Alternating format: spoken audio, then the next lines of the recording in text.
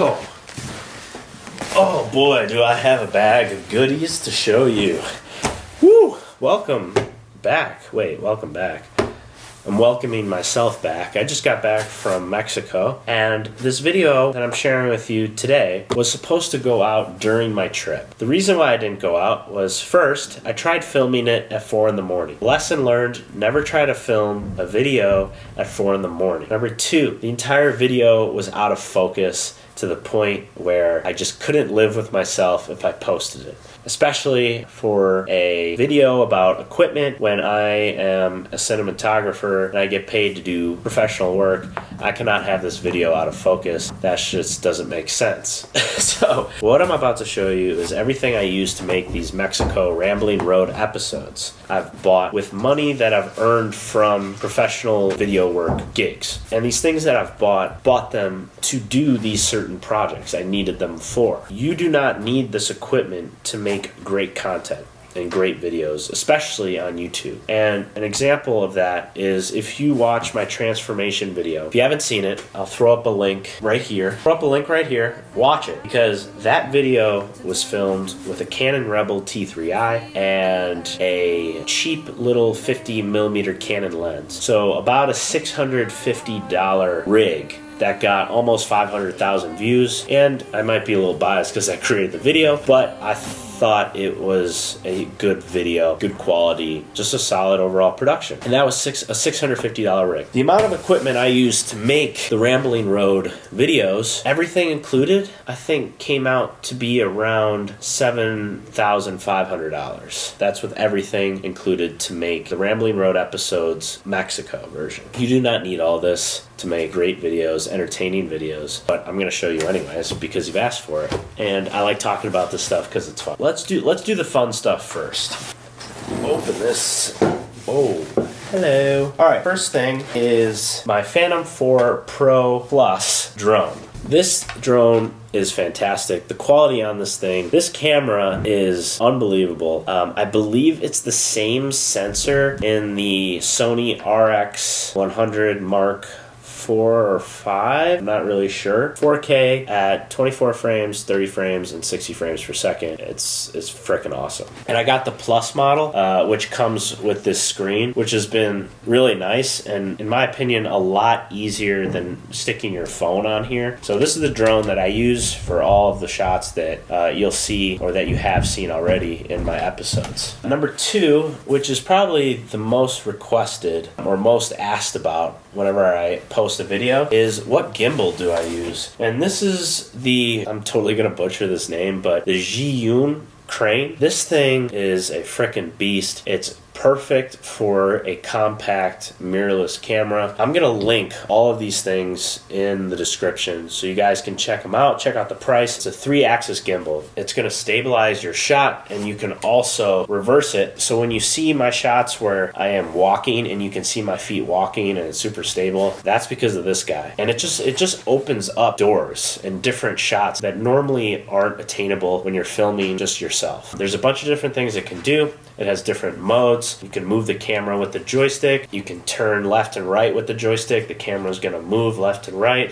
You can have 100% freedom, where if you point it up, the camera will point up. You can also have it where you can move this around in any direction and it'll just keep the camera pointed in whatever spot you want. And you can also connect this to your phone and control it from your phone. This opens a lot of doors. I bought this so I could do weddings. If you're a run and gun type of shooter, which is what I do, this thing is awesome. And I abuse the hell out of this thing, and it hasn't quit once. So I cannot recommend this enough. This thing is awesome, and I've been using this for 3 or 4 months now. So it's been great. This is my favorite lens of all time. This is the Sony Zeiss 55mm 1.8 aperture lens, and this is the sharpest lens I think I will ever own in a very, very long time. And this lens is often compared to the quality of its big brother. I forgot the name of it, but it's a $4,000 lens. It's right up there with it when talking about sharpness. And in every aperture you use, in the entire range, you could flip this wide open. It's going to be crazy crazy sharp. You can close it down to a small aperture.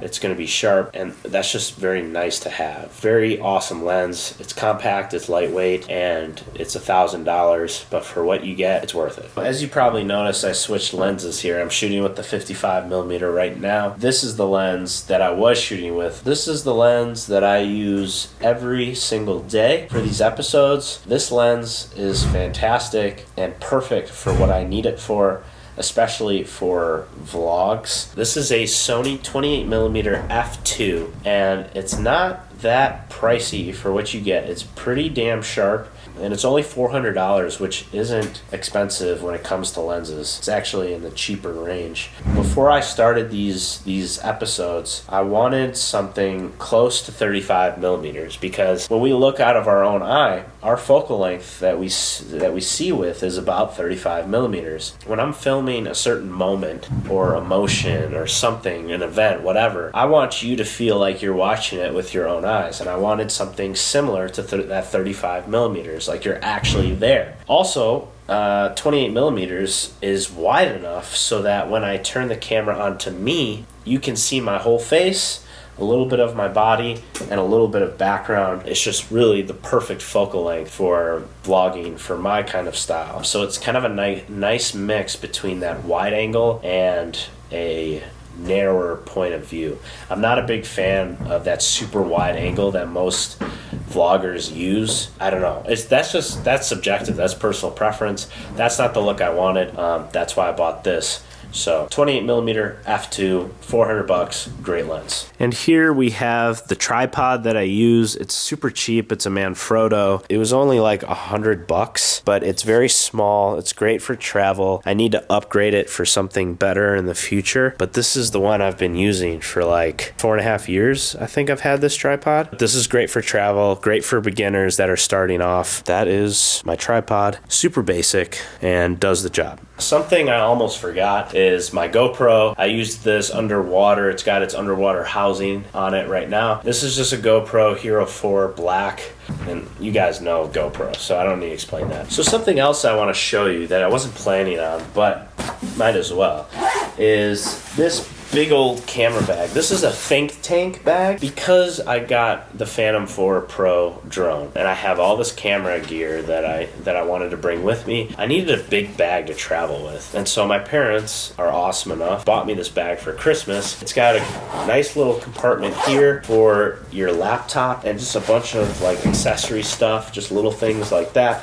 But the main pocket here, I hope nothing falls out, but oh boy, I didn't empty it all the way, but hopefully you can see this. Here's where I put my drone. I can put the controller here, and there's just different pockets to put a bunch of different things, and it's an awesome bag to have. And so this is what I use to travel with, to put all of my equipment in.